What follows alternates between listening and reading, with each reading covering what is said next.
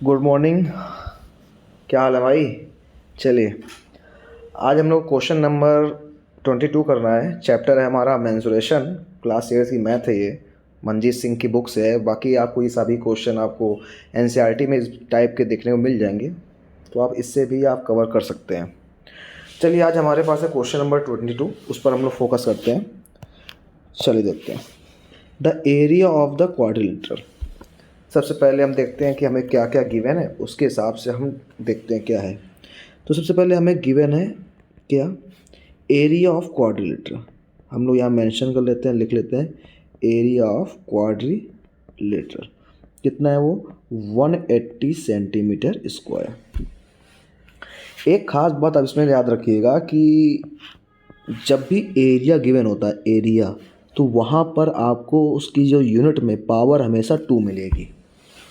और अगर इसी के जगह एरिया की जगह वॉल्यूम होगा तो आज आपको पावर जो मिलेगी वो 3 मिलेगी। ये एक मतलब छोटा सा मोटा मोटा आइडेंटिफिकेशन होता है कि हम कैसे पहचान सकते हैं। चलिए मैं इसको हटा देता हूँ। चलिए आगे पढ़ते हैं। The length of the perpendicular drawn from the opposite vertices on the diagonal are 6 centimetre and 14 centimetre respectively.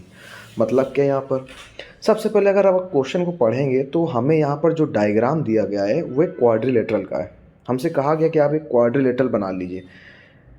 तो वैसे तो क्वाड्रिलेटरल कई टाइप्स के होते हैं, ट्रेपेजियम होता है, रेक्टेंगल होता है, स्क्वायर होता है, ये सब हमारे क्वाड्रिलेटरल, रोम्बस भी होता है। लेकिन आज हमें क्वाड्रिलेटरल का कोई स्पेसिफिक नेम ना देके सीधा क्वाड्रिलेटरल बोला है।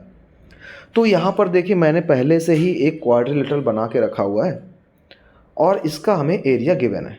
अब आगे की लाइन पढ़ते हैं। Length of the perpendicular drawn from opposite vertices. मतलब क्या है? सबसे पहले अपोजिट वर्टिसेस समझ लीजिए। आप वर्टेक्स जानते हैं, यहाँ पर वर्टेक्स कितने? 4। एक ए, बी, सी, डी, ये यहाँ पर 4 वर्टेक्स हैं।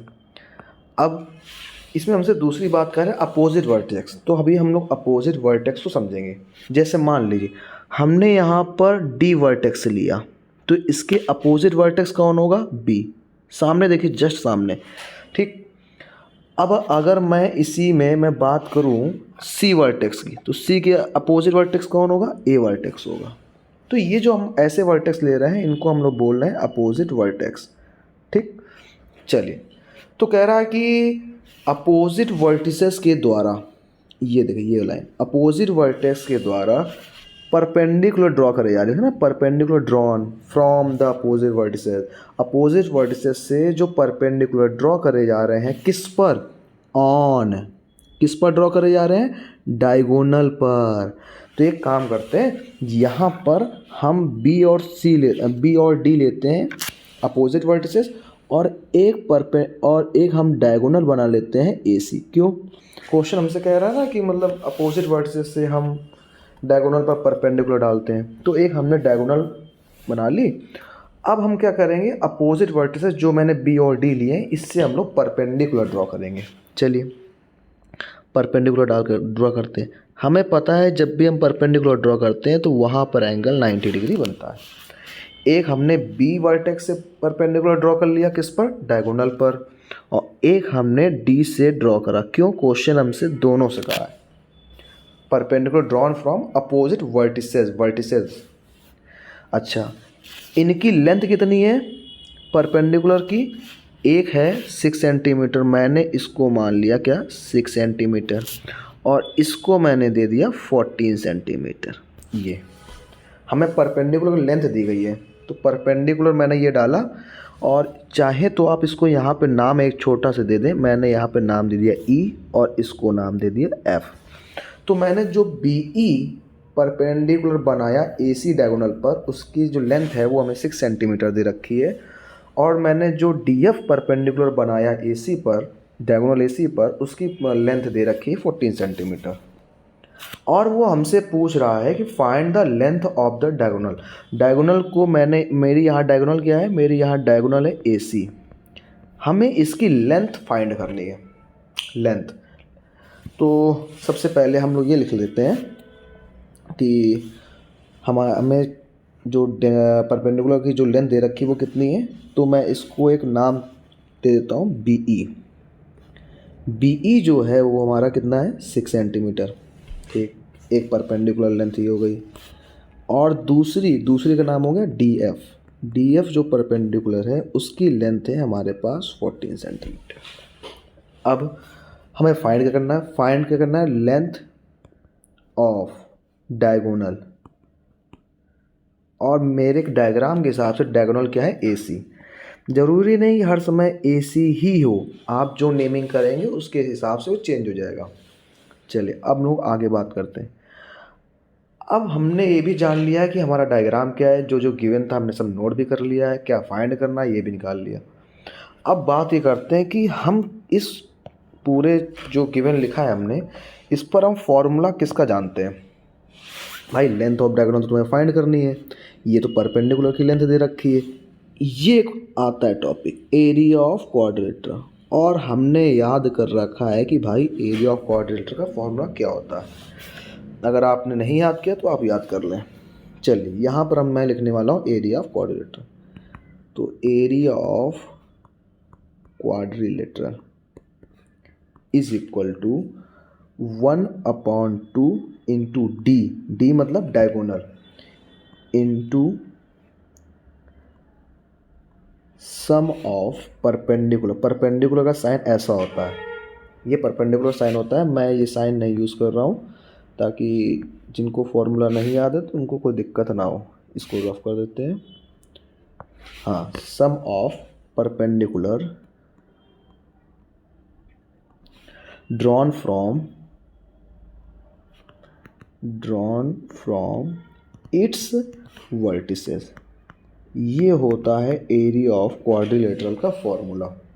ये इतना पूरा, ये आपको याद होना चाहिए, तभी आप क्वेश्चन को कर सकते हैं। चलिए अब इसके बाद हम लोग इसका सॉल्यूशन करते हैं, देखते हैं क्या आता है। अच्छा, एरिया ऑफ क्वाड्रिलेटरल हमें कितना दिया है? 180 सेंटीमीटर स्क्वायर। तो इसकी जगह आप पुट कर दीजिए 180 सेंटीमीटर स्क्वायर इंटू 1/2 का मतलब 1/2। डी क्या है हमारा? डी डायगोनल है, डायगोनल तो हमें निकालनी है, तो डी को आप डी ही रखिए, प्लस ब्रैकेट में सम का मतलब क्या होता है? ऐड करना। किसको ऐड करना है?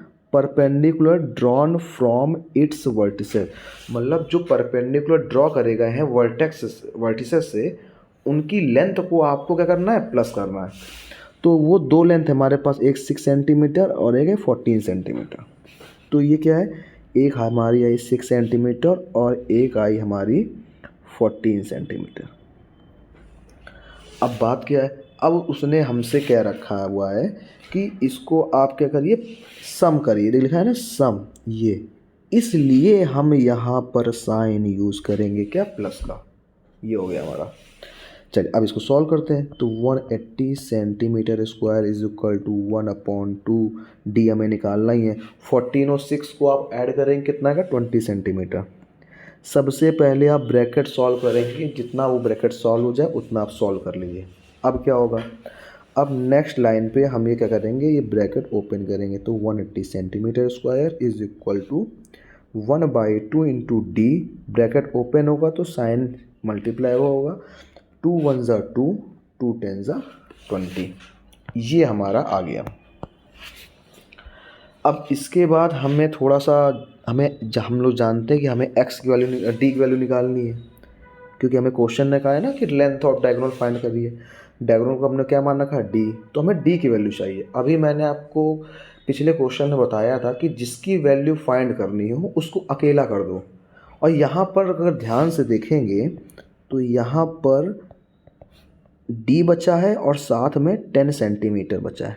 डी मल्टीप्लाई 1 में होगा, डी ही आएगा, और 10 सेंटीमीटर ऐसे ही।